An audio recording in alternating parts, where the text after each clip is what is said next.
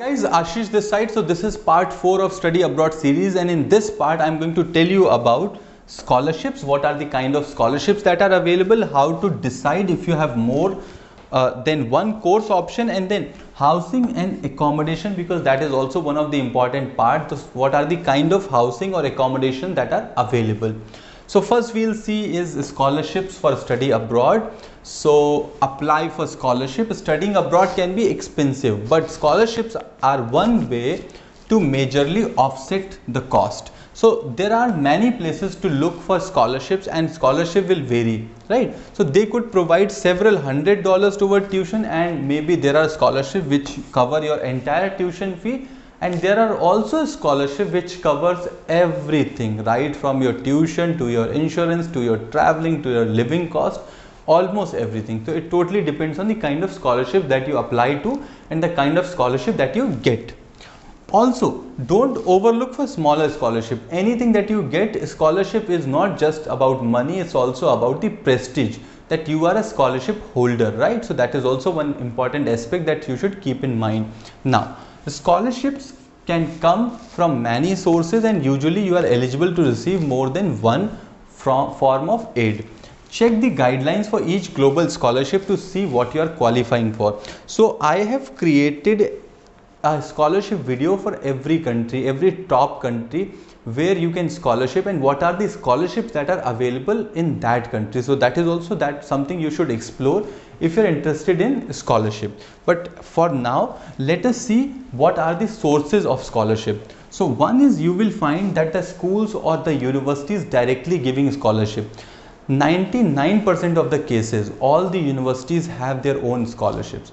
Either they are automatic scholarship, that means you apply, if you are in merit you will automatically get the scholarship, or you need to specifically apply for that scholarship. Similarly, there are merit based scholarship, need based scholarship, and different scholarships. So we have a complete study abroad scholarship series wherein I have just talked about scholarship only and gone in detail on the type of scholarship.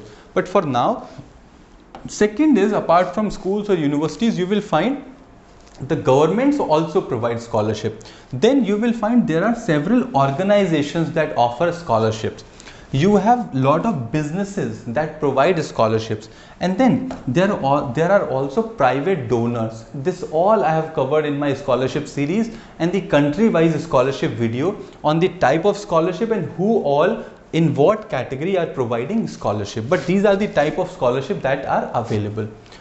So yes, so this is the whole series. I have this is our scholarship series that you can look for. Then these are some of the videos, but we have many more videos like Australia, France, Germany, Canada, then we have UK, US, Netherlands, Ireland, all the top countries that we have covered for scholarship. So these are the videos that you can explore for more details on scholarship. But for now, we will move to this, that is how to decide if you have more than one option.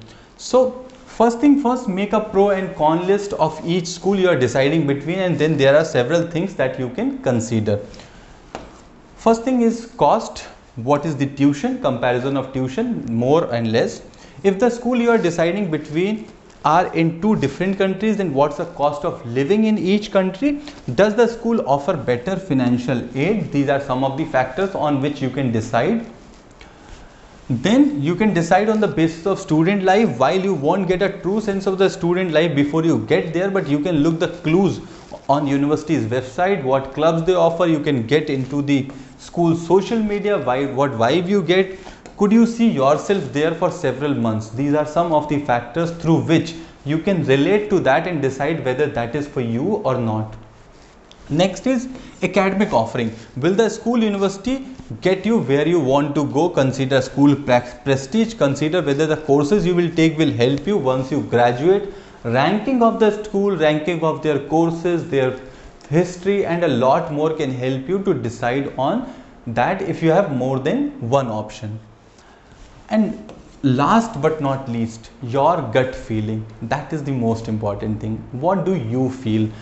Don't choose a school just because of someone else's choice. If you are going to spend a few months or a few years out of that country, it should be somewhere that you actually want to go. Now, In case you didn't get the offer of admission, what to do?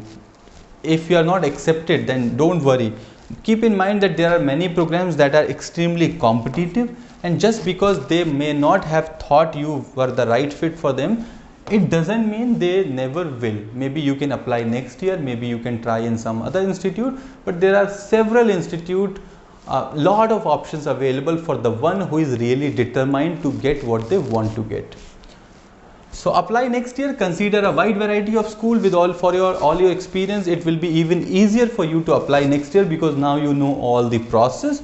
Once you have officially accepted, it's time to the logistical work of preparing to make the move. Now, next thing that comes is housing, accommodation, and what are the types of housing, what exactly is this. So some programs will provide you with housing to make the arrangements for you, right? For those who are responsible for securing their own housing, here are the different type of housing, right? So you have two things. In some programs, some universities offering the housing, you don't have to worry about that. You just need to reach there, stay, that's it, right? Cost and everything, they'll update you, you will be able to pay it all okay. But then there are several cases wherein you need to arrange your own housing. Now, in those cases, what are the options? That is what we are going to discuss here. So some programs will provide you that. So you have student dormitories. Student dormitories are great in the way they are furnished and provide you with instant access to people of your age who are similar situation to you.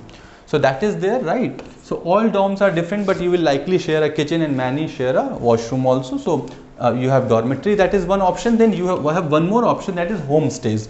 So homestays are an excellent option for people who want to immerse themselves in the local culture.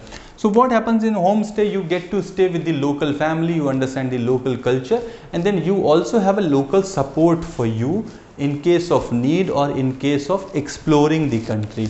Then you have apartments. So apartments are great for those who are comfortable with more independence. Of course, depending on where you live, your apartment complex could have a lot of students, which may make it a social as student dorm. So these are the kind of housing options that you have.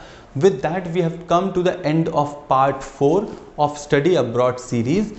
Now in part 5, I'll be talking about what to do when you arrive, adjusting to new culture, process to stay back in the country. Now these are the last things. One is what happens when you arrive, what exactly you should expect, how to get into that country, how to mingle. Second is how to adjust in the new culture, and third is which you look forward to, that is the process of staying back in the country. So that is what we are going to cover in next video. In case you have any query, I have put in the details in description on how you can contact us. Please like this video, share, comment. Subscribe this channel if you have not subscribed yet. I have put in a lot of content on this channel. Some may be available right now, some may be coming soon, but we have video series on all the top countries that you may want to get into or that are your dream destination. So you can explore that also. I'll see you soon in the part 5 of Study Abroad series. Till then, stay connected.